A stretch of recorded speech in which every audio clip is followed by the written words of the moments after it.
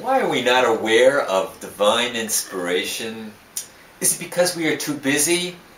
Are our lives overloaded? Do we bustle with activity, filling our minds with incessant stream of thoughts? Today we are going to introduce the quieting technique of the Admor of Piaseczno, Rabbi Kalonymus Kalmish Shapira, an outstanding spiritual leader of Polish Hasidic Jewry. He was killed by the Nazis in 1943. We are going to look at his technique, which is in this book, Derech HaMelech, the quieting technique. It's a user-friendly method of transforming a cluttered mind into a peaceful state of awareness that more explains how to let mundane thoughts dissipate, observe what is happening inside, and develop an inner sense of purpose, devotion, and receive divine inspiration. The Admor is famous for Esh Kodesh. This is this book over here. Esh Kodesh was written in the Holocaust, and it's a collection of his sermons. And his spiritual guidance in this book, B'nai Machshava Tova, includes a number of interesting techniques. And he gives guidance how to focus your thoughts, how to develop your emotions and personality in a communal setting. The Admor was a descendant of the Maggid of Koznitz and Rabbi Elimelech of Brezhansk, and he continued an illustrious Hasidic tradition. In 1909, he set up a unique community in Piaseczno, 17 kilometers south of Warsaw. And in 1923, he developed in Warsaw a yeshiva, Das Moshe, which quickly became one of the leading yeshivot in Poland. This was the time that Warsaw, with its cultural bustle, was the Paris of Eastern Europe and a center of, or a catalyst of secularization.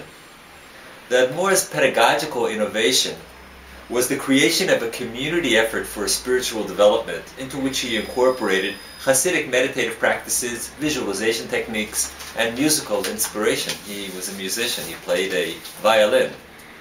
His meditative technique includes the use of a metaphor of a broomstick that can sweep away your thoughts and create an inner self-calm. In Yiddish he called this dich beruhigen, calm yourself. Observe your thoughts. Contemplate their interaction and just let them flow away.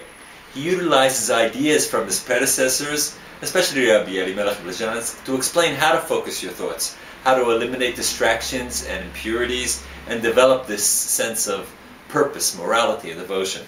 The Admor begins his directive with a Talmudic quote that prophecy, or dreaming, is 1/60th of prophecy. Namely, that a semi-sleep state enables us to taste prophetic awareness. He connects this to the Hasidic theme that an inflated personal ego hinders reception of divine inspiration. When the egoistical I is concentrated and actively engaged, there is little or no room for inspiration. Contrastingly, during a semi-sleep state, as thoughts quiet down and thinking is not directed, then it becomes easier to sense the divine presence.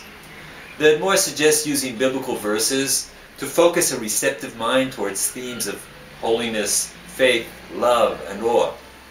He concludes the meditation with a musical Gregorian-type chant, using the verse from Psalms, Hareini Hashem darkecha, alech ba'amitecha, show me Hashem your ways, and I will go in your truth.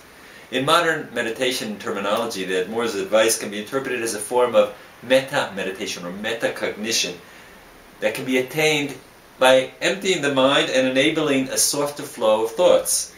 The method is to gently enter into a near dream state, a hypnagogic state of awareness. Quieting the mind utilizes passive volition with gentle internal attention, letting thoughts flow. It seems that the thoughts are primarily right brain, intuitive, imaginative type thinking rather than left brain cognitive, logical, ego thinking. From the perspective of modern meditation research, this means reducing the irrelevant synaptic clutter and disengaging from common modes of attention. Then, in the state of a quiet mind, you can focus awareness on a specific thought or emotion as a kind of mantra. From there, one can conclude by opening an awareness to passively receiving divine inspiration. Interestingly enough, the Admor's directives of quieting the mind, self-remembering, and a semi-sleep state of consciousness are very similar to the teachings of his contemporaries, of Gurdjieff and Peter Ouspensky. And there's a lot more that we can say about that, in particular how they developed a fourth, what they call the fourth state of awareness, kind of meditative lucid dreaming. Their various themes, including communal work, can be found in the Admor's writings. However, the Admor gives a very distinct Jewish Hasidic flavor.